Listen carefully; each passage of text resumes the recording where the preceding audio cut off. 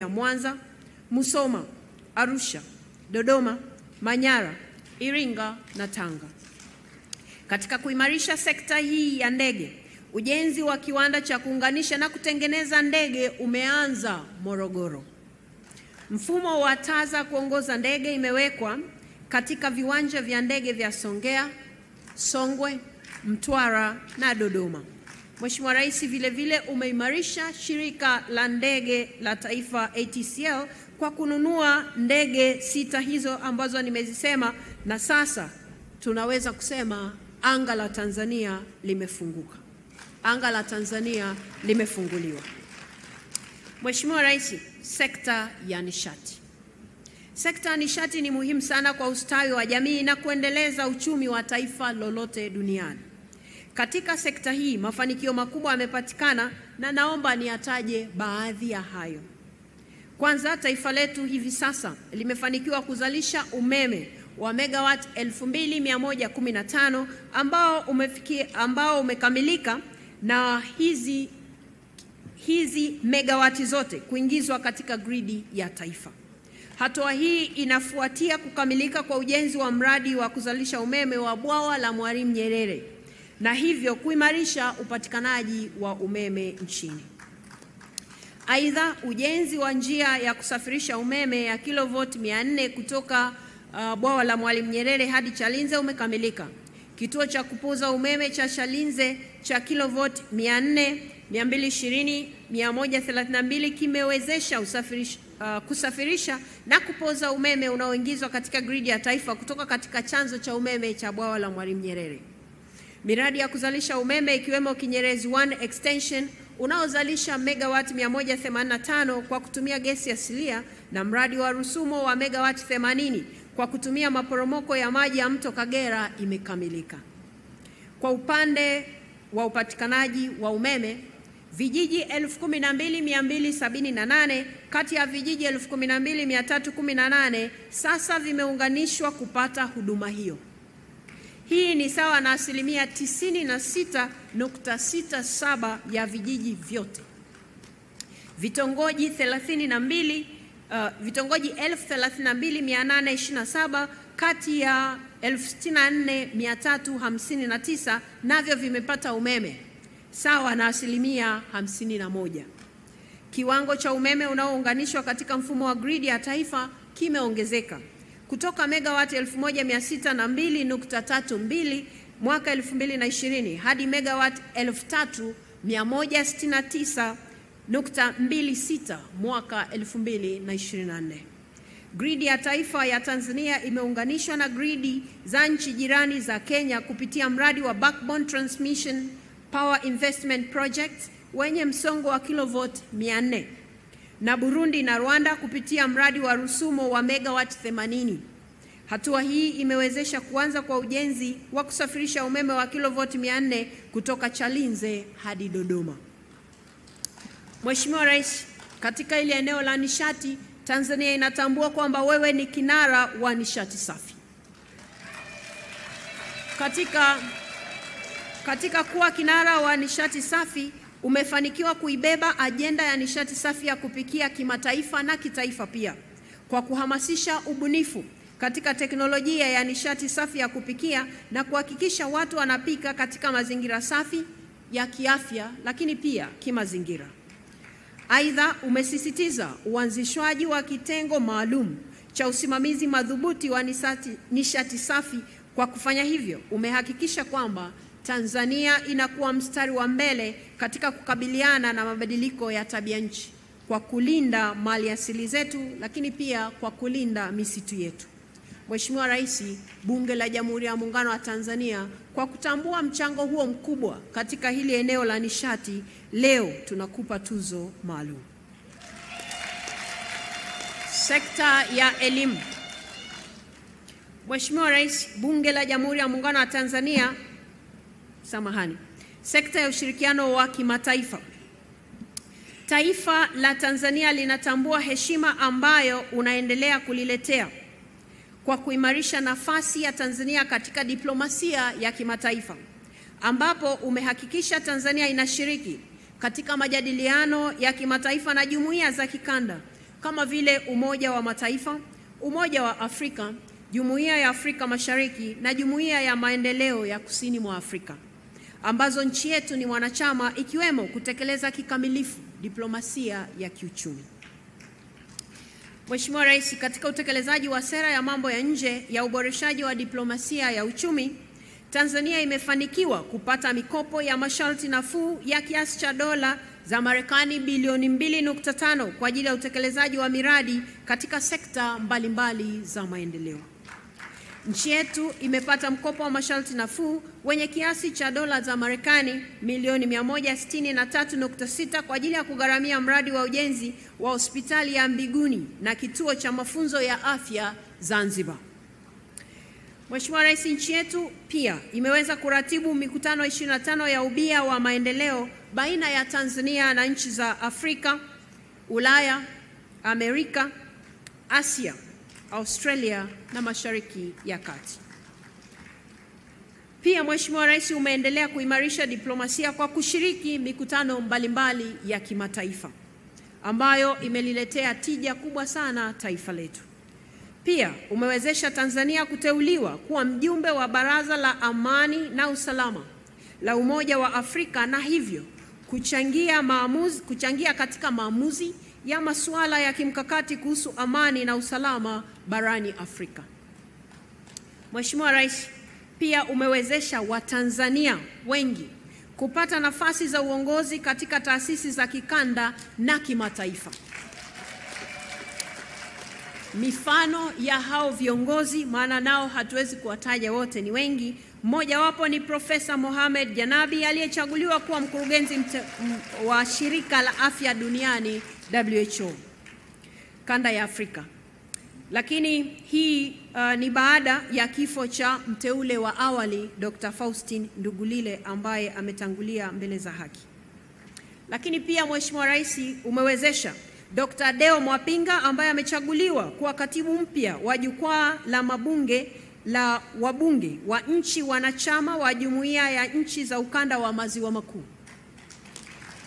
Pia umewezesha Balozi Profesa Kenneth Gaston kuwa mjumbe wa Kamisheni ya Umoja wa Afrika ya Sheria za Kimataifa. Pia yupo Bwana Benjamin Kapera, umewezesha kuwa mjumbe wa Kamisheni ya Umoja wa Afrika wa Bodi ya Ushauri wa Afrika kuhusu mapambano dhidi ya rushwa. Aidha, leo hii Mheshimiwa Rais, mimi nimesimama mbele yako pamoja na kwamba ni spika, lakini pia ni rais wa Umoja wa Mabunge Duniani. Mheshimiwa Rais, kama ambavyo tunatambua kwa hao wengine kwamba si kwa juhudi zao, lakini ni kwa juhudi zako nafasi hizi zimepatikana, vivyo hivyo urais wa Umoja wa Mabunge Duniani usingeweza kupatikana bila juhudi zako. Hivyo Bunge la Jamhuri ya Muungano wa Tanzania leo linakutunukia tuzo kwa kutambua mchango mkubwa ambao umetoa kuhakikisha Tanzania inashiriki kwa ujumla wake katika kuleta maendeleo duniani. Mheshimiwa Rais,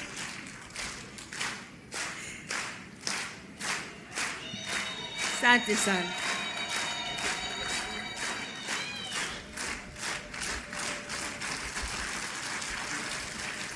Asanteni sana. Mheshimiwa Rais, wabunge hawa wa Bunge la Jamhuri ya Muungano wa Tanzania katika kutafakari nini cha kufanya kwa niaba ya wananchi wanaowawakilisha, wakawaza kukupa tuzo maalum leo. Kama isingekuwa muda, katika majimbo yote ya Tanzania ambayo yako 264 na sasa yameongezeka ambayo wabunge wake hawajaja bado bungeni, wabunge hawa kila mmoja wao anayo hadithi njema ya kutoka kwenye majimbo yao na kazi uliofanya katika sekta zote hizi. Vile vile Mheshimiwa Rais, wabunge wanaowawakilisha wanawake wanatambua mchango wako mkubwa sana katika eneo la uwezeshaji wanawake kiuchumi, kisiasa, kijamii na kiuongozi.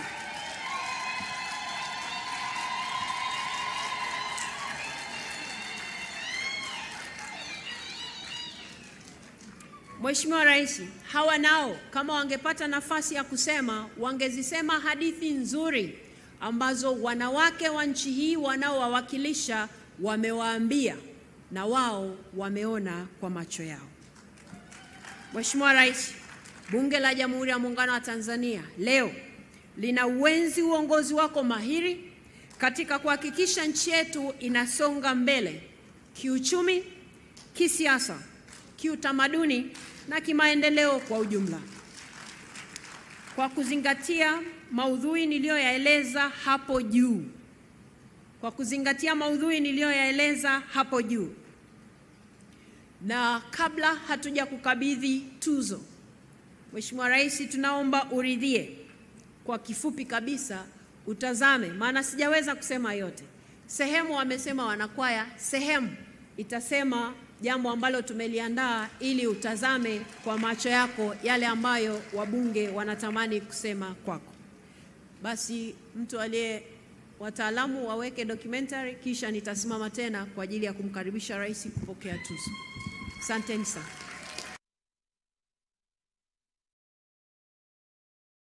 Rais Mheshimiwa Dr. Samia Suluhu Hassan ni kiongozi mwenye maono na dhamira thabiti ya kuiletea Tanzania maendeleo, umoja na mshikamano, kama alivyodhihirisha bungeni alipohutubia kwa mara ya kwanza. Bunge hili lina umuhimu wa pekee sana. Kama mnavyofahamu, mbali na kutunga sheria, bunge lina wajibu wa kuisimamia serikali. Aidha, ninyi wabunge ni wawakilishi wa wananchi, na kwa maana nyingine ninyi ni sauti ya wananchi. Mheshimiwa Spika, kwa hiyo bila ushirikiano na bunge hili itakuwa vigumu sana kwa serikali kuweza kutekeleza masuala yote niliyoyaeleza. Akiwa rais wa kwanza mwanamke nchini Tanzania na Afrika Mashariki, amejizolea sifa nyingi kiwa kipekee katika kuongoza taifa kwa weledi na umakini. Uongozi wa Rais Samia umekuwa mfano bora wa utawala unaojali uwazi na uwajibikaji, akizingatia katiba, sheria, haki za binadamu na demokrasia. Kuanzishwa kwa falsafa ya 4R inayomaanisha maridhiano, ustahimilivu, mageuzi na kujenga upya taifa kumesaidia nchi kuwa na amani na upendo, na hivyo kuwa na mazingira mazuri ya kuishi na kufanya kazi kwa utulivu. Falsafa hii imejenga mfumo wa demokrasia shirikishi na kuweka mazingira rafiki kwa vyombo vya habari kufanya kazi kwa uhuru zaidi.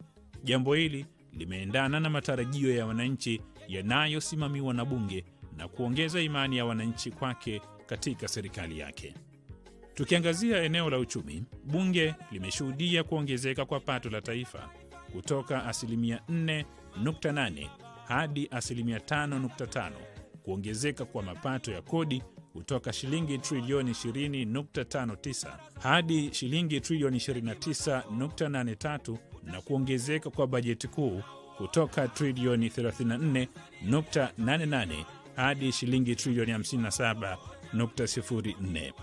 Bunge limeridhishwa na ongezeko la maslahi ya wafanyakazi kwa kupunguza kodi ya mapato yani PAYE, kufuta tozo ya 6% iliyokuwa ikikatwa kwa watumishi wanufaika wa mikopo ya elimu ya juu, na Mei mosi ya mwaka huu kuongeza mishahara ya wafanyakazi kwa kima cha chini kwa 35.1. Mheshimiwa Rais Dr. Samia ameimarisha sekta ya elimu na kutoa fursa sawa kwa wavulana na wasichana. Wawakilishi wa wananchi bungeni wameshuhudia matokeo chanya ya juhudi hizo. Mheshimiwa Rais alianza kwa kuongeza bajeti ya elimu kutoka shilingi trilioni 4.72 mwaka 2021 hadi shilingi trilioni 6.16 mwaka 2025-2026. Pia imeshuhudiwa ongezeko la shule za msingi kutoka 16,406 hadi 17,986 mwaka 2025, kuongezeka kwa shule za sekondari kutoka shule 3,863 hadi shule 4,894 mwaka 2025, na vyuo vya ufundi stadi kutoka 662 hadi 860 mwaka 2024. Mheshimiwa Rais aliahidi kumsaidia mtoto wa kike na kutimiza azma hiyo kwa kujenga shule za wasichana katika mikoa 26 zenye michepuo ya masomo ya sayansi, ambapo hadi sasa zaidi ya wanafunzi 10,000 wameshadailiwa. Mbali na kuongeza bajeti ya mikopo ya wanafunzi ya elimu ya juu, bunge pia limeshuhudia serikali ya Rais Samia ilivyoanzisha programu ya ufadhili kwa wanafunzi wa elimu ya juu na vyuo vya kati, yaani Samia Scholarship Program, kwenye fani za sayansi, teknolojia, ubunifu, uhandisi, hisabati pamoja na tiba. Mpaka sasa wanafunzi 1313 wamenufaika na programu hiyo ambayo haikuwahi kuwepo huko nyuma. Bunge limepokea taarifa mbalimbali za uboreshaji wa huduma za afya na kushuhudia ongezeko la vituo vya afya 463 hadi mwaka 2025. Ongezeko la hospitali zinazotoa huduma za magonjwa ya dharura kutoka hospitali 7 mwaka 2021 hadi 125 mwaka 2025. Ongezeko hilo limeboresha huduma za afya ikiwemo huduma za mama na mtoto kwa kupunguza vifo vya mama na mtoto kutoka vifo 546 hadi vifo 104 kwa kila vizazi hai 100,000 mwaka 2025. Bunge letu limerekodi huduma za kibingwa na ubingwa bobezi zikiendelea kuimarika. Hivi sasa huduma hizo zinapatikana katika hospitali za rufaa za mikoa ambazo hapo awali zilikuwa zinapatikana katika ngazi ya kanda. Huduma hizo ni pamoja na afya ya uzazi na magonjwa ya wanawake, afya ya watoto, upasuaji wa kawaida, magonjwa ya ndani, upasuaji mifupa, huduma za dharura, huduma za mionzi, huduma za ganzi na dawa za usingizi. Upatikanaji wa dawa, vifaa tiba na vitendanishi vya kisasa na bidhaa za afya umeimarika kutoka 73% mwaka 2021 hadi 89.3 Februari mwaka 2025. Mafanikio hayo yameendelea kuwavutia wagonjwa kutoka nje ya nchi na kuimarisha tiba utalii, ambapo hadi Februari 2025 wagonjwa 7,843 kutoka nje ya nchi wametibiwa. Kwenye sekta ya maji, wawakilishi wa wananchi awali walitamani huduma ya maji safi iliyoimarishwa na kuboreshwa ili kumtua ndoo mama kichwani. Juhudi za serikali chini ya usimamizi wa Mheshimiwa Rais Dr. Samia Suluhu Hassan zimeimarisha hali ya upatikanaji wa maji kupitia utekelezaji wa miradi ya ujenzi na uboreshaji wa miundombinu ya kutolea huduma ya maji vijijini na mijini. Miradi hiyo imeongeza kiwango cha upatikanaji wa huduma ya maji vijijini kutoka wastani wa 70.1 hadi kufikia 79.6. Kwa upande wa mijini, kiwango hicho kimeongezeka kutoka wastani wa 84 na kufikia 90. Jumla ya miradi 2331 ya usambazaji wa maji mijini na vijijini imetekelezwa katika kipindi cha mwaka 2020 hadi mwaka 2025 ikilinganishwa na miradi 1423 iliyotekelezwa katika kipindi cha mwaka 2015 hadi 2020. Agosti mwaka 2024, Mheshimiwa Dr. Samia Suluhu Hassan, Rais wa Jamhuri ya Muungano wa Tanzania, aliandika historia mpya kwa kuzindua huduma za usafiri wa reli kati ya Dar es Salaam, Morogoro hadi Dodoma. Kuwepo kwa huduma hiyo ya treni kumepunguza muda wa safari kati ya Dar es Salaam na Dodoma kutoka wastani wa saa 10 kwa basi hadi kati ya saa 3 na 4 na kuchagiza kasi ya maendeleo kiuchumi na kijamii nchini. Kwa upande mwingine, ujenzi wa kipande cha kutoka Mwanza, Isaka, Makutupora, Tabora, Isaka na Tabora, Kigoma unaendelea. Aidha, maandalizi ya kuanza ujenzi wa kipande cha Uvinza, Malagarasi hadi Musongati kilomita 282 yameanza, ambapo serikali ya Tanzania na Burundi zilisaini mkataba wa ujenzi wa kipande hicho Januari 29 mwaka 2025. Serikali ya awamu ya 6 imeboresha sekta ya usafiri wa anga kwa kuimarisha kampuni ya ndege ya Tanzania ATCL, kujenga pamoja na kukarabati viwanja vya ndege nchini ili kutoa huduma bora za usafiri wa anga kwa abiria na mizigo ndani na nje ya nchi. Hivi sasa kampuni ya ndege Tanzania yenye ndege 16 imeongeza safari zake kwenda nchi za nje katika miji ya Johannesburg, Afrika Kusini, Guangzhou, China, Mumbai, India, Lubumbashi, DRC, Lusaka na Ndola, Zambia, Harare, Zimbabwe, Dubai, Falme za Kiarabu, Nairobi, Kenya, Entebbe, Uganda, Bujumbura, Burundi na Moroni, visiwa vya Komoro. Tumulike uboreshwaji wa bandari. Serikali inayoongozwa na Mheshimiwa Dr. Samia Suluhu Hassan imeboresha huduma za bandari zilizo katika Bahari Kuu na kuruhusu uwekezaji wa sekta binafsi katika kutoa baadhi ya huduma bandarini. Katika bandari ya Dar es Salaam, uwekezaji kupitia kampuni ya DP World umeboresha miundombinu ya huduma. Hivi sasa meli huenda moja kwa moja kwenye gati mara zinapowasili katika bandari ya Dar es Salaam, hali ambayo imepunguza wastani wa muda wa meli kusubiri kwenye nanga kutoka siku 46 za awali hadi siku 7. Kuimarika kwa utoaji wa huduma hizo kumepunguza tozo ya meli kusubiri kwenye nanga, hivyo kupunguza gharama za bidhaa kwa Watanzania. Kutokana na maboresho hayo, mapato ya mamlaka ya usimamizi wa bandari kwa mwezi yameongezeka kutoka wastani wa shilingi bilioni 850 mwaka 2023-2024 hadi kufikia wastani wa shilingi trilioni 1 mwaka 2024-2025. Aidha, maboresho yamefanyika katika bandari za Tanga na Mtwara na kuongeza ufanisi wa bandari hizo. Serikali ya Mheshimiwa Rais Samia Suluhu Hassan imekamilisha ujenzi wa madaraja makubwa 10 ikiwemo Tanzanite Dar es Salaam lenye urefu wa kilomita 1.03 na Wami mkoani Pwani lenye urefu wa mita 510. Kwa upande wa mikoa ya kanda ya Ziwa, ujenzi wa daraja la Kigongo Busisi Mwanza lenye urefu wa kilomita 3.2 umekamilika, ambapo utarahisisha shughuli za kiuchumi na kupunguza muda wa usafiri wa abiria wanaotumia vivuko. Februari mwaka 2025, Bunge lilipokea taarifa ya kukamilika ujenzi wa mradi wa bwawa la kuzalisha umeme kwa kutumia maji la Julius Nyerere lenye uwezo wa kuzalisha megawati 2115.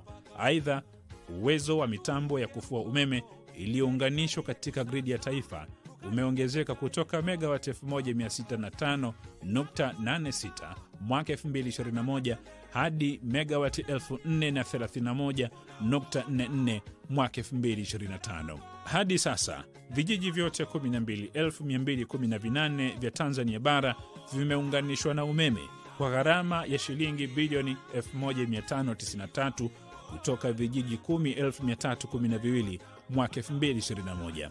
Mipango ya serikali ya Mheshimiwa Rais Samia ni kupeleka umeme kwenye vitongoji 33,657 kati ya 64,359. Usambazaji wa umeme katika vijiji na vitongoji umewezesha wananchi kushiriki kikamilifu katika shughuli za kiuchumi. Kuendelea na ujenzi wa mradi wa bomba la mafuta ghafi la Afrika Mashariki EACOP lenye urefu wa kilomita 1443 kutoka Hoima Uganda mpaka Tanga Tanzania, ambapo utekelezaji wake umefikia 55%. Hadi sasa, serikali imechangia mtaji wa dola za Marekani milioni 376 sawa na 15% ya hisa kupitia mradi huo. Jumla ya ajira 6763 zimezalishwa.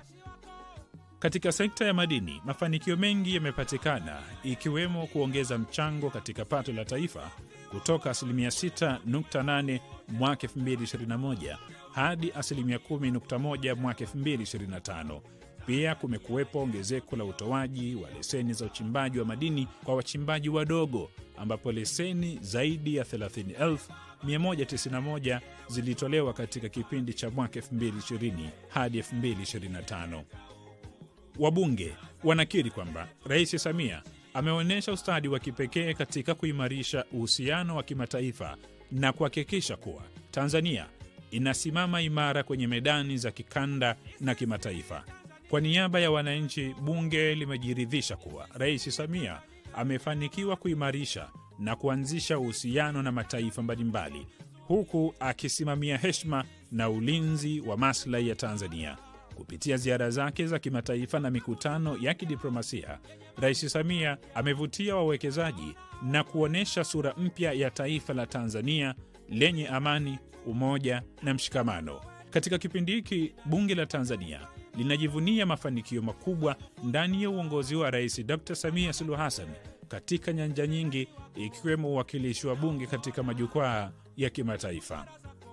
Pamoja na bunge kutimiza majukumu yake ya kikatiba kwa mara ya kwanza, limeiwakilisha nchi katika nafasi za ngazi ya juu kimataifa kupitia spika wa bunge Mheshimiwa Dr. Tulia Ackson mbunge kugombea nafasi ya rais wa Umoja wa Mabunge Duniani IPU na kushinda nafasi hiyo.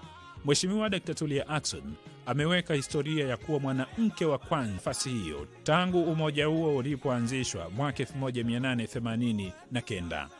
Vilevile, kwa msaada wa Mheshimiwa Rais Dr. Samia Suluhu Hassan, bunge pia lilifanikiwa kumsimamisha mgombea wa nafasi ya mkurugenzi wa shirika la afya duniani WHO kanda ya Afrika kwa mara ya kwanza, na aliyekuwa mbunge wa jimbo la Kigamboni marehemu Dr. Faustin Ndugulile ambaye alishinda nafasi hiyo. Baada ya Mheshimiwa Dr. Ndugulile kufariki, Tanzania kwa usimamizi wa Mheshimiwa Rais Dr. Samia Suluhu Hassan ilimsimamisha Profesa Mohamed Yakubu Janabi kugombea nafasi hiyo na kuibuka kidedea kwa ushindi mnono.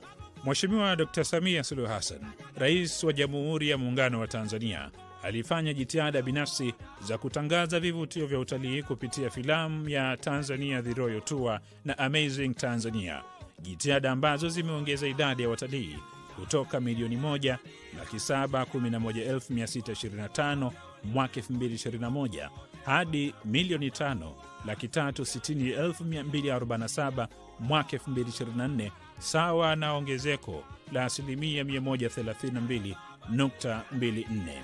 Ongezeko la watalii nchini limeongeza pia mapato yatokanayo na shughuli za utalii kutoka dola za Kimarekani milioni 700 mwaka 2020 hadi kufikia bilioni 3.9 mwaka 2024 kwa watalii wa kimataifa, huku mapato yatokanayo na utalii wa ndani yakiongezeka hadi bilioni 209.8 mwaka 2024. Bunge limeshuhudia sekta ya michezo ikiimarika, hususan ligi ya ndani ya mpira wa miguu ambapo ushindani mkubwa umeonekana baina ya timu zinazoshiriki ligi hiyo.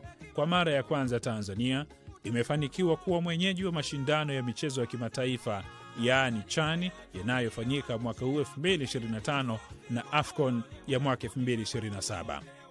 Mheshimiwa Rais Dr. Samia Suluhu Hassan anaendelea kuonesha kuwa uongozi bora unahitaji maono, ushirikiano na dhamira ya dhati.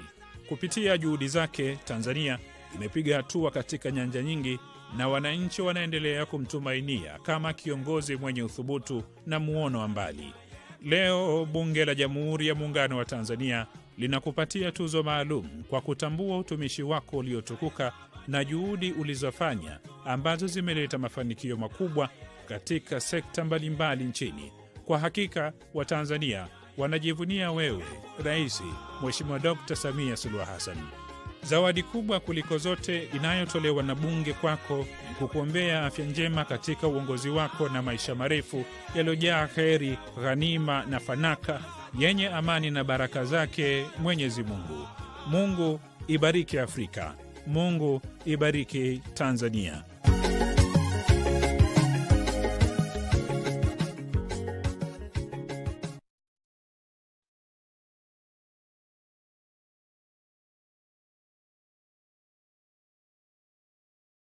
Onesha ni kwa uchache, lakini Bunge la Jamhuri ya Muungano wa Tanzania kwa nafasi yake kama chombo cha wawakilishi wa wananchi wote, leo unatunukiwa tuzo hii maalum kabisa kwa niaba ya wananchi wote wa Tanzania ambao sisi tunawawakilisha. Baada ya kusema hayo, Mheshimiwa Rais, sasa tuko tayari kwa ajili ya kukukabidhi tuzo hiyo kama wabunge wote.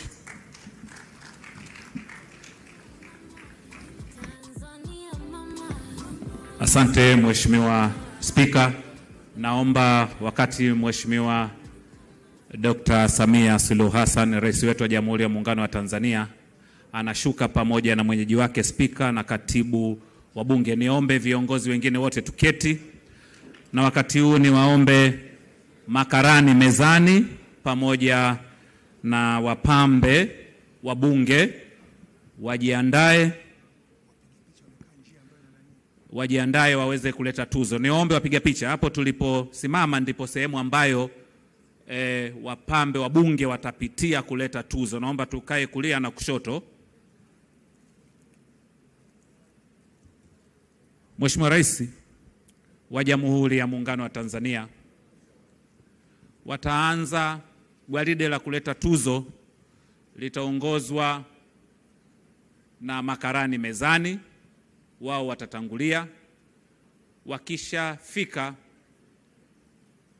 wapambe wa Bunge, wao ndio watabeba tuzo hiyo na watakuja moja kwa moja kumkabidhi katibu wa Bunge, ambaye baadaye naye ataikabidhi kwa Mheshimiwa Spika wa Bunge la Jamhuri ya Muungano wa Tanzania, ambaye kwa heshima kubwa yeye atakukabidhi Mheshimiwa Rais wa Jamhuri ya Muungano wa Tanzania. Baada ya kuyasema hayo, naomba brass band sasa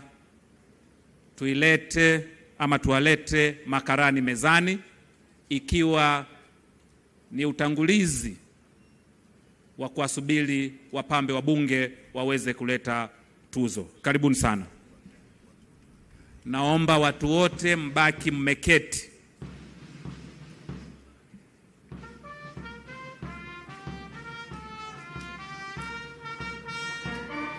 Unaweza ukapiga makofi na kushangilia ukiwa umeketi.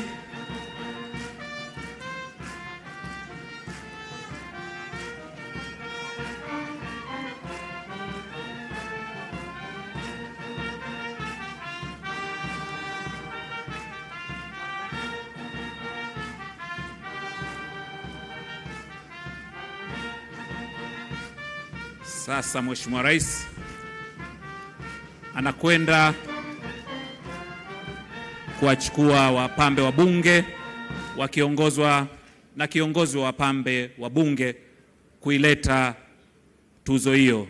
Brass band.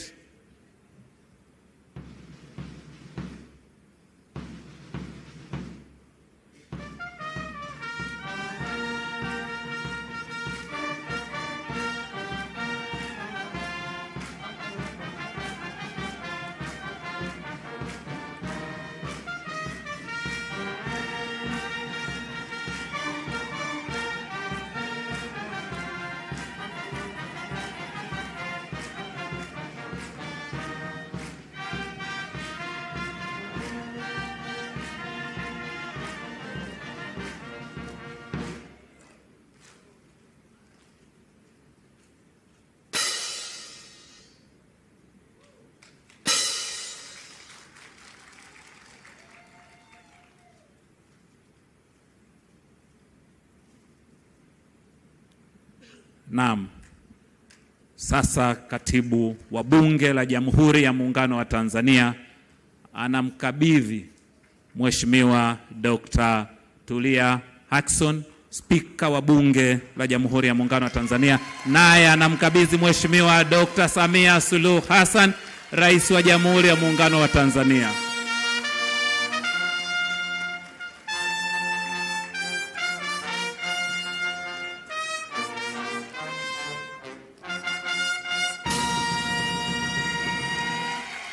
Makofi na vigeregere oye! Dr. Samia oye!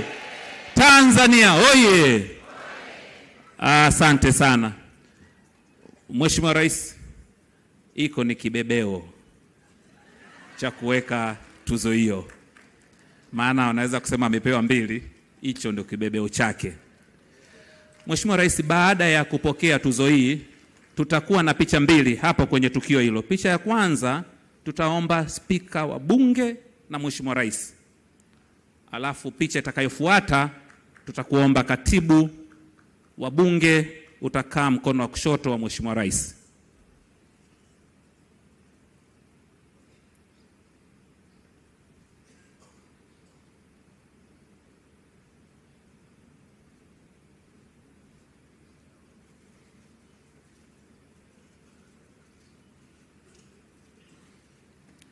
Asante sana. Mheshimiwa Rais, kwa heshima kubwa tunaomba urudi uketi. Tumekamilisha zoezi ama tukio la upokeaji wa tuzo ya heshima ya Bunge la Jamhuri ya Muungano wa Tanzania. Mheshimiwa Spika, kwa heshima kubwa karibu uweze kuendelea.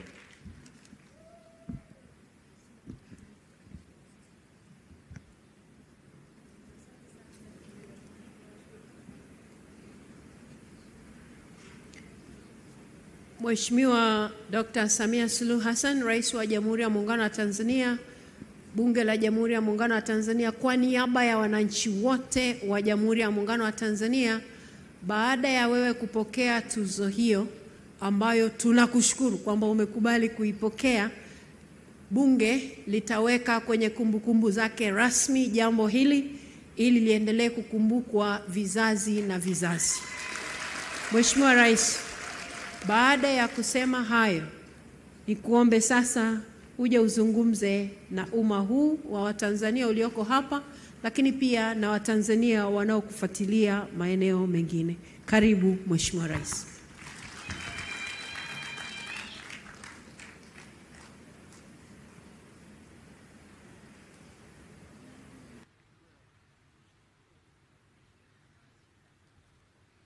Mheshimiwa, tukae.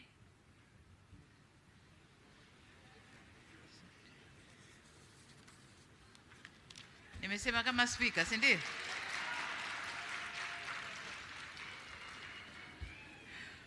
Mheshimiwa Dr. Hussein Ali Mwinyi, Rais wa Zanzibar na Mwenyekiti wa Baraza la Mapinduzi, Mheshimiwa Dr. Tulia Ackson, Spika wa Bunge la Jamhuri ya Muungano wa Tanzania na Rais wa Umoja wa Mabunge Duniani, kinitambue pia uwepo wa Mheshimiwa Spika wa Baraza la Wawakilishi, ndugu yetu Zubeir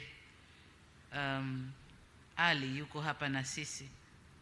Mheshimiwa Profesa Ole Sante Ole Gabriel, mtendaji mkuu wa mahakama ukimwakilisha Jaji Mkuu wa Tanzania. Mheshimiwa Doto Mashaka Biteko, mbunge, naibu waziri mkuu na waziri wa nishati. Tambue uwepo wa viongozi wa chama tawala, Chama cha Mapinduzi, ngazi ya taifa, makamu mwenyekiti wa chama, katibu mkuu wa chama, wajumbe wa kamati kuu, wajumbe wa halmashauri, uongozi wa mkoa, lakini pamoja nao nitambue uwepo wa vyama vyote vya siasa vilivyopo hapa pamoja nasi. Waheshimiwa mawaziri wakuu wastaafu, lakini kitambua pia uwepo wa Mheshimiwa Waziri Kiongozi mstaafu wa Zanzibar, Mheshimiwa Shamsi Vuai Nahodha. Waheshimiwa mawaziri na manaibu mawaziri mliopo, Mheshimiwa Musa Zanzungu, Naibu Spika wa Bunge la Jamhuri ya Muungano wa Tanzania. Tambue pia uwepo wa Naibu Spika wa Baraza la Wawakilishi, Mheshimiwa Balozi Dr. Moses Kusiluka, Katibu Mkuu Kiongozi, na Mheshimiwa Injinia Zena Said, Katibu Mkuu Kiongozi wa Serikali ya Mapinduzi Zanzibar.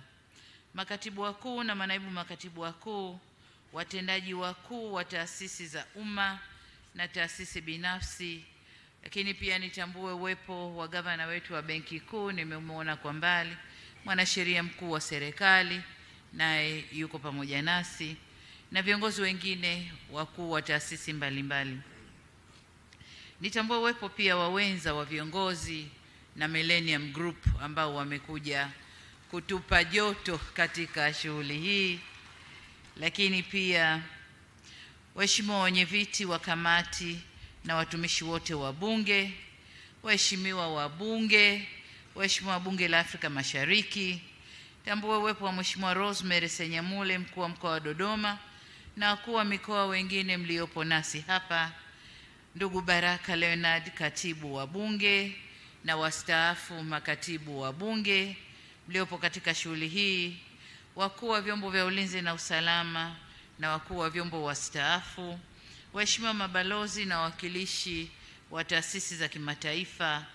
Tambua uwepo pia wa Rais wa Mahakama ya Afrika ya Haki za Watu na Binadamu, dada yetu Imani Abudu, waheshimiwa wakuu wa wilaya zote za mkoa wa Dodoma, viongozi wetu wa dini, wanahabari, ndugu wageni waalikwa wenzangu, ndugu wananchi, mabibi na mabwana, Jamhuri ya Muungano wa Tanzania. Mheshimiwa Spika, awali ya yote naomba nami uniruhusu nijielekeze kwa Mwenyezi Mungu kwa kumshukuru sana kwa rehema na kutuwezesha kuiona siku hii ya leo, kutukutanisha hapa katika ukumbi huu wa bunge lako tukufu. Nimesimama hapa mbele yenu nikiwa nimejawa na shukrani tele moyoni. Kwa niaba ya wenzangu katika utumishi wa umma, tunamshukuru Mungu kwa kuwa kazi inayofanyika inatambuliwa na kuthaminiwa na bunge hili adhimu. Wabunge mkiwa ni wawakilishi wa wananchi, ni kusema kwamba wananchi wa Jamhuri ya Muungano wa Tanzania wamethamini kazi inayofanywa na serikali yao. Na hii ni faraja kubwa sana kwetu. Kwangu binafsi, nimefarijika kuungana nanyi leo, kwani ni mara yangu ya pili kujumuika nanyi tangu nikabidhiwe dhamana ya uendeshaji wa nchi yetu. Nami nikiwa zao la bunge hili, bado nina kumbukumbu nzuri ya uwepo wangu ndani ya bunge. Nalikumbuka sana bunge la 2010 mpaka 2015 na lile la katiba la 2014, yalivyonilea, kuniongoza na kunipika vyema mpaka kufikia hatua hii niliyo sasa. Nimefurahi sana kuwaona wakongwe wenzangu ndani ya bunge. Bado wapo wanasukuma usukani wa bunge na wanawalea vijana ndani ya bunge. Asanteni sana. Kwa mnasaba huo, nitoe shukrani nyingi kwako Mheshimiwa Spika kwa kunialika leo na kutayarisha jambo hili adhimu. Tuzo hii adhimu na ya kihistoria. Ninasikitika kwamba sina msamiati mzuri au mzuri zaidi wa kuonesha shukrani zangu za dhati kutoka moyoni kwangu kwako Mheshimiwa Spika, lakini kwa wabunge wa bunge hili la 12 kwa jambo hili kubwa mlilonifanyia. Naomba mpokee neno ninalolijua la kutoa shukrani, nalo ni asanteni sana. Lakini nikiiba maneno kutoka makabila mbalimbali ya Tanzania, labda niseme Wabeja Kulumba, Ndaga Fijo, asanteni sana, Aikambe, Havachemno, Ulakoze Chane, na shukrani sana. Kwa walikwa wenzangu, asanteni kwa kujumuika nami kushuhudia tukio hili adhimu. Nipongeze pia kwaya ya bunge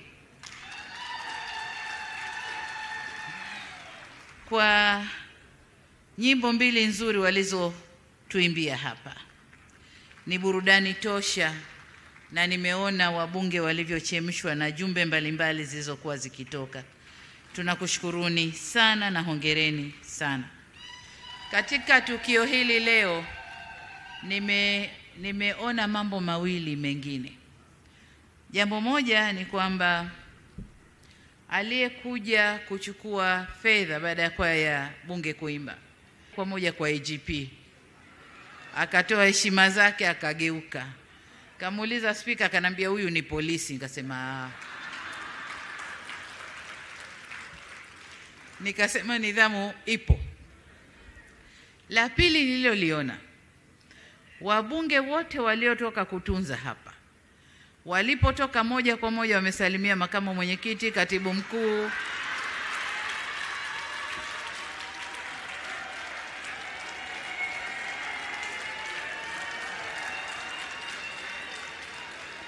wabunge oye. Lakini kuna muda nikaona msongamano huko pale, nikajua wanamsalimu Mama Mariam Mwinyi, kumbe kuna Mary Chatanda. Kwa hiyo viti maalum walikuwa wanasokotana pale kusalimia. Mimi niwaombee kila la heri ndugu zangu. Mheshimiwa Spika, kazi mnayoitambua leo haitokani na nguvu zangu, uhodari na maarifa ya peke yangu, bali inatokana na uwepo wa mipango mbalimbali ya maendeleo ya nchi yetu na vile vile ilani ya uchaguzi ya chama tawala, Chama cha Mapinduzi, ya mwaka 2020 hadi 2025. Maandiko hayo yanawasilisha matakwa ya maendeleo na ustawi wa wananchi wa Tanzania. Kufanikiwa huku kunakotambuliwa leo kunatokana na kutekelezwa kwa matakwa hayo ya wananchi kupitia mihimili yetu ya utawala, yani serikali, bunge na mahakama, tukipewa nguvu na vyombo vyetu vya ulinzi na usalama. Kazi kubwa ilikuwa kwangu mimi ilikuwa ni kusimamia upatikanaji wa fedha, kuelekeza na kufuatilia utekelezaji wa shughuli za kiuchumi, kisiasa na kijamii, na vile vile kuhakikisha nchi iko salama na ina utulivu wa kisiasa. Mheshimiwa Spika, naisabili nafsi yangu kwenye maandiko ya kun fayakun. Kun fayakun manake analolitaka Mungu linakuwa. Aidha, nataka nikiri imani yangu kwamba mamlaka yote huwekwa na Mwenyezi Mungu, na nikubaliane na usemi kwamba Mungu akikupa ulemavu hukupa na jinsi ya kuenenda. Nyote ni mashahidi wa mazingira yalivyokuwa wakati naipokea nchi. Mazingira ya kiuchumi hayakuwa vyema kwa ulimwengu mzima kutokana na maradhi yale ya COVID-19. Mazingira ya kijamii yalikuwa na fadhaa kubwa. Fadhaa kwanza ya maradhi, watu wanatutoka, maradhi hatujui yataisha lini, tutatibu na nini. Lakini fadhaa ya pili kubwa ya kuondokewa na mpendwa rais wetu aliyeko madarakani ilikuwa ni fadhaa kubwa sana. Na mazingira ya kisiasa hayakuwa na bashasha kwa kuwa haikuwa muda mrefu tangu tumemaliza uchaguzi wa 2020. Kwa mazingira yote hayo, kwa hali yoyote ile, kwa mtazamo wa mwanadamu, mje wa kuupokea mzigo ule wa urais kwa wakati ule, kwa mazingira yale, isingefikiriwa kwamba ningekuwa mimi. Ila kwa ukuu wa katiba yetu ya Jamhuri ya Muungano wa Tanzania, hakukuwa na budi ila kukabidhi madaraka yale kwa aliyekuwa makamu wa rais. Ndugu zangu, mnaelewa minong'ono iliyokuwepo, mnaelewa shaka zilizokuwepo, lakini kama nilivyosema, Mungu akitaka linakuwa. Katika mazingira kama yale, jambo la kukimbilia ni kumhidi Mungu. Nilimwomba Mwenyezi Mungu anijalie busara na uvumilivu kama alivyomjalia Nabii Suleiman alayhi salam. Nilimwomba Mwenyezi Mungu aniongoze kama alivyoongoza manabii wake na waja wema walioyafanya mema kwa ajili ya dunia na kesho yao mbele ya Mungu. Alhamdulillah, maombi haya yalinipa nguvu na ujasiri wa kutoruhusu mazingira yaliyokuwepo yawe kikwazo kwenye utekelezaji wa majukumu niliyokabidhiwa. Namshukuru Mungu sana. Mheshimiwa Spika, nimesikiliza kwa umakini maelezo yako kabla ya kunikabidhi rasmi tuzo hii. Pia nimefuatilia kwa umakini mkubwa simulizi documentary na ushuhuda wa waheshimiwa wabunge kuhusu mafanikio ya safari yetu ya miaka 4, tukisema mpaka sasa na miezi 2 ya awamu hii ya 6 ya uongozi wa taifa letu na uwajibikaji wa pamoja. Inafurahisha sana kuwasikia wawakilishi wa wananchi mkitoa mrejesho na kuthibitisha kwamba kweli ndani ya kipindi hicho kazi kubwa imefanyika. Ninawashukuru kwa kutambua kwenu kwa sio tu tumeyaendeleza mema yaliyokuwepo katika awamu zilizopita, bali pia tumeweza kuboresha mema yaliyopo na kuleta mema mapya kwa ajili ya ustawi wa wananchi na taifa letu. Nawashukuru sana kwa kutambua kazi njema iliyofanywa na serikali yenu. Mheshimiwa Spika, kama sote tunavyofahamu, kidole kimoja hakivunji chawa. Ni dhahiri kuwa yote yaliyoelezwa na ambayo wananchi wanaendelea kuyashuhudia kwenye maeneo yao yamechangiwa na utekelezaji wa majukumu ya kikatiba ya Bunge la Jamhuri ya Muungano wa Tanzania kwa mujibu wa ibara 63(2) ya katiba yetu ya Tanzania inayolitaka bunge kusimamia na kuishauri serikali kwa niaba ya wananchi. Waheshimiwa wabunge, mmeendelea kuifanya kazi hiyo kwa umahiri ndani ya bunge na nje ya bunge, mkiwasemea wananchi mnaowawakilisha. Hivyo basi, sina budi kuwapongeza sana waheshimiwa wabunge kwa weledi, uzalendo na umakini mkubwa mliouonesha katika utekelezaji wa majukumu yenu. Kwanza, katika kutunga sheria kama ilivyoelekezwa katika ibara ya 64 ya katiba yetu. Lakini la pili, katika kujadili na kupitisha bajeti za serikali kwa mujibu wa ibara ya 137 ya katiba yetu. Tatu, katika kusimamia kwa ukaribu utekelezaji wa mpango wa serikali kupitia kamati zenu za kudumu za bunge na kamati maalumu zilizoundwa kila mambo yanapotokea.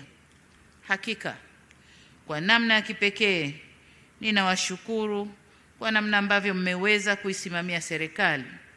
Nimeona mijadala yenu yenye hoja, mashiko na yenye kutanguliza maslahi kwa taifa na wananchi mbele. Mara zote tumekuwa tukipokea tathmini, maoni na ushauri wenu kwa uzito mkubwa. Ni wazi kuwa bila nyinyi baadhi ya shughuli za serikali zisingekuwa na ufanisi. Kung'ara serikali inakong'ara leo kunatokana na kazi muhimu mliofanya, lakini na umuhimu mlioipa serikali kwenye utekelezaji wa shughuli zake. Mheshimiwa Spika, bila shaka penye haki, amani hutawala na maendeleo huonekana. Haki ikisimamiwa vizuri huleta ustawi wa wananchi na taifa kwa ujumla. Na ushukuru muhimili wa mahakama unaosimamia sheria na haki nchini kwa mageuzi makubwa yaliyofanyika katika kusimamia utawala bora na utawala wa sheria na kufanya haki iweze kutamalaki nchini.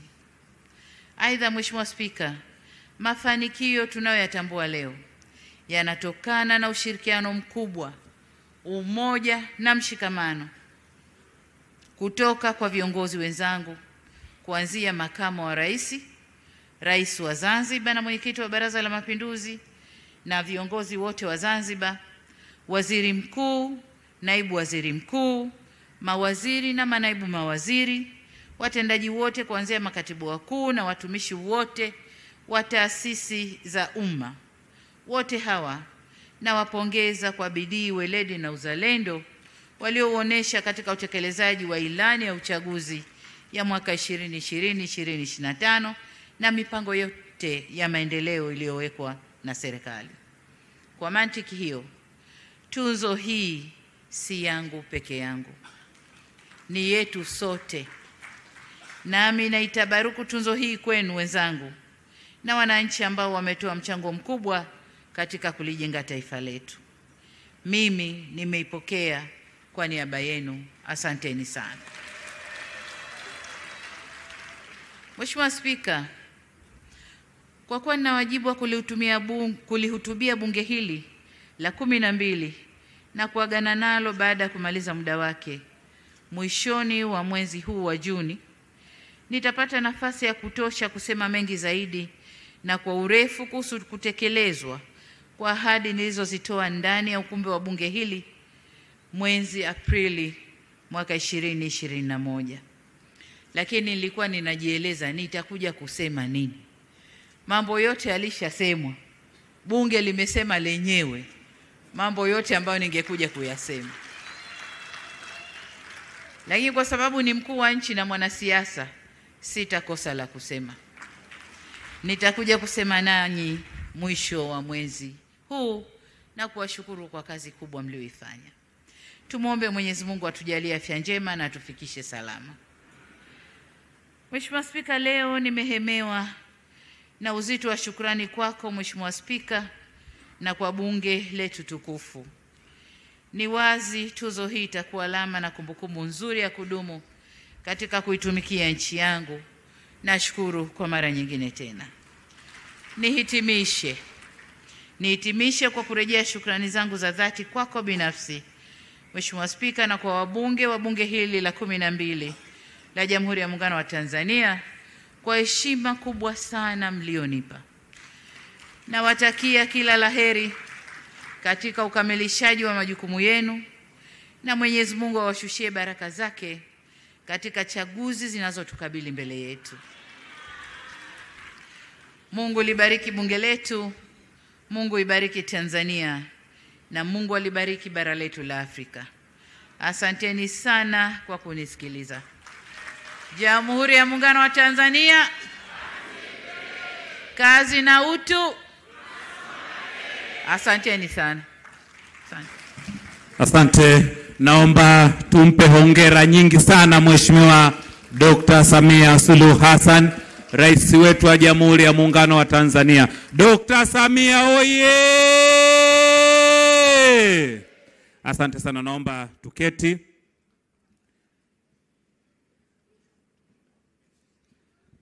Mheshimiwa Rais wa Jamhuri ya Muungano wa Tanzania, kwa heshima kubwa ninakuomba Mheshimiwa Spika,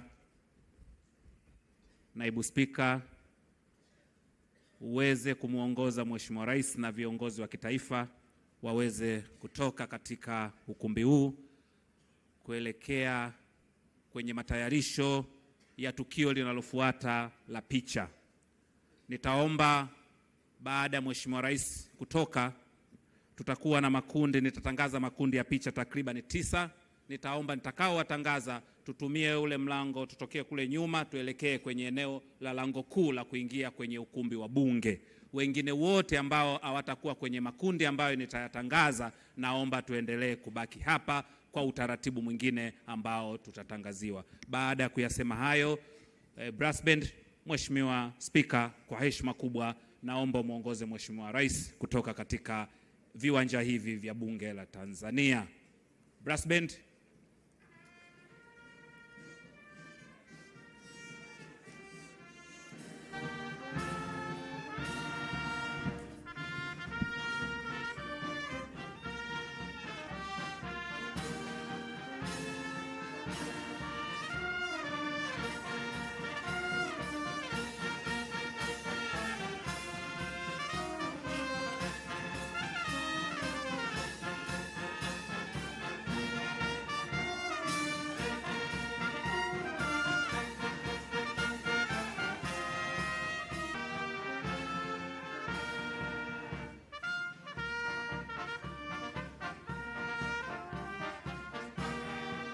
Naomba tuketi.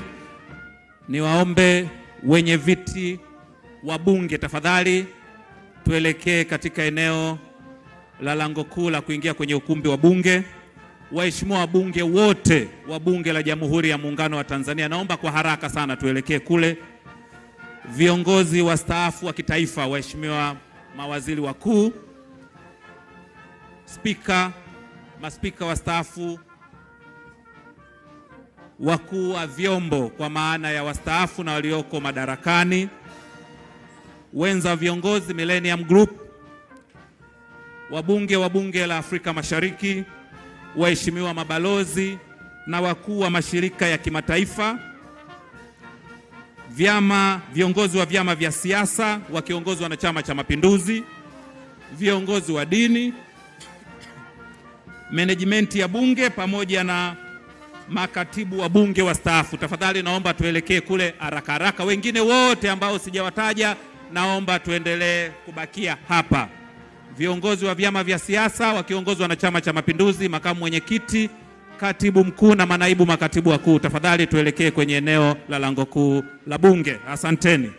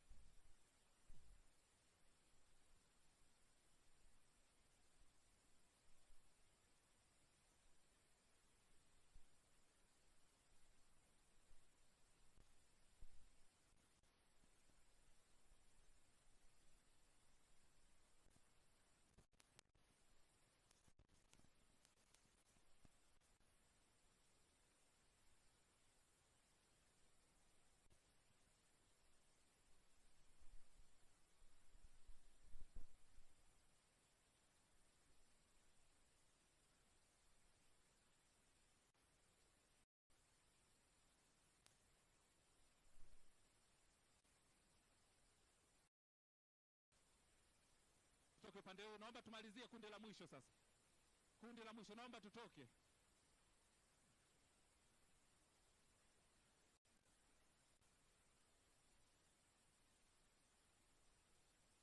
Naomba sasa hiyo sio busara. Naomba kundi la mwisho tafadhali. Naomba kundi la mwisho sasa la waheshimiwa bunge. Naomba wote waheshimiwa bunge wote, naomba nafasi tunayo huu. Asante sana. Hiyo tunawashukuru sana waheshimiwa bunge. Naomba sasa waheshimiwa viongozi wastaafu wa kitaifa, waheshimiwa mawaziri wakuu wastaafu, waheshimiwa mawaziri wakuu wastaafu tafadhali. Tuapishe. Naomba waheshimiwa bunge tafadhali, tumemaliza. Naomba tumemaliza. Asanteni sana, asante sana. Naona tumemaliza. Asante sana. Sasa ni zamu ya viongozi wastaafu wa kitaifa. Naomba waheshimiwa. Naomba Mheshimiwa Talimba, naomba mtupishe. Mheshimiwa Talimba, naomba mtupishe. Wenye viti wa bunge naomba mbaki. Wenye viti wa bunge naomba mbaki wale watatu. Naomba waheshimiwa wenye viti wa bunge wale watatu naomba mbaki. Naomba wastaafu, waheshimiwa mawaziri wakuu wastaafu tafadhali.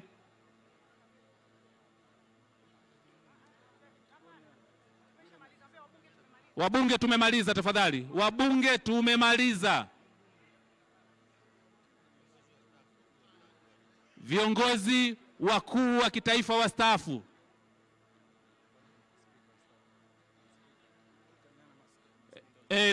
Namuona Mheshimiwa Makinda. Waheshimiwa maspika wastaafu naomba waingie kwenye kundi hilo.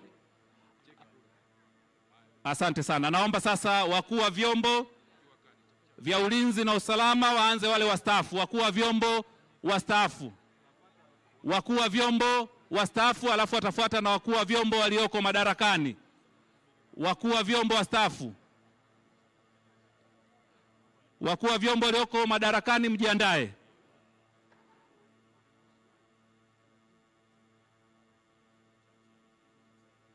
Asante sana, nawashukuru sana wakuu wa vyombo. Sasa wakuu wa vyombo wastaafu tunawashukuru sana. Wakuu wa vyombo sasa, wakati huo naomba niwaandae wenza wa viongozi Millennium Group.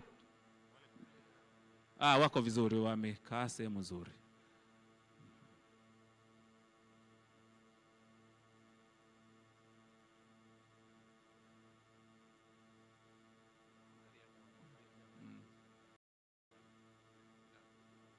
Asante sana Millennium Group.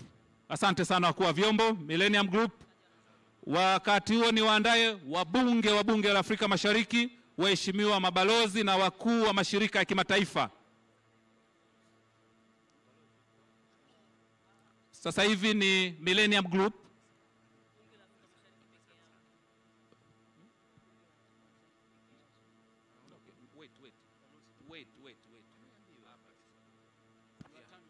Yeah. Sasa ni Millennium Group, wenza wa viongozi. Baada ya hapo watafuata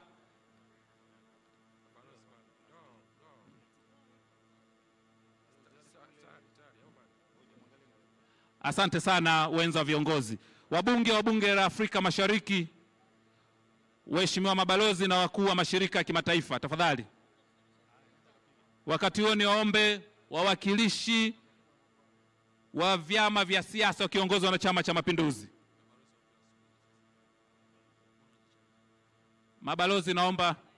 Mabalozi naomba wasubiri. Mabalozi sasa hivi ni wabunge wa bunge la Afrika Mashariki.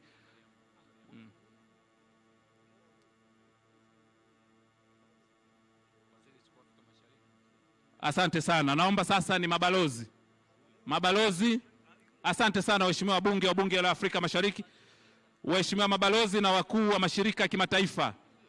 Waheshimiwa mabalozi na wakuu wa mashirika ya kimataifa, wakati huo ni waandae viongozi wa vyama vya siasa. wakiongozwa na Chama cha Mapinduzi, watafuatiwa na viongozi wa dini.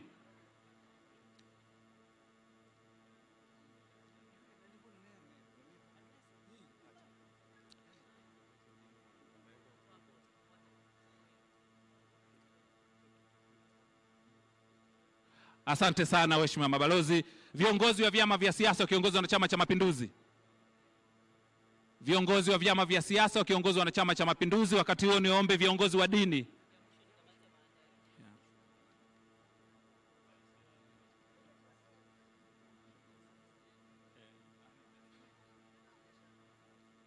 Sasa ni viongozi wa vyama vya siasa wakiongozwa na Chama cha Mapinduzi.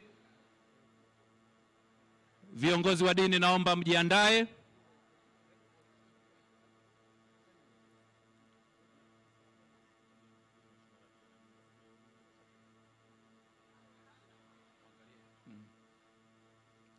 Asanteni sana viongozi wa vyama vya siasa. Viongozi wa dini, wakati huo niombe management ya bunge na makatibu wa bunge wastaafu mkae tayari.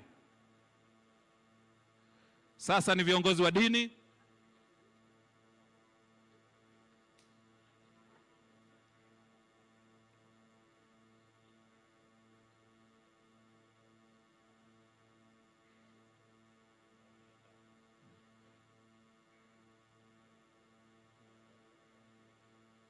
Asante sana viongozi wa dini. Management ya bunge na makatibu wa bunge wastaafu tafadhali. Management ya bunge na makatibu wa bunge wastaafu, wakati huo kamati ya maandalizi mjiandae.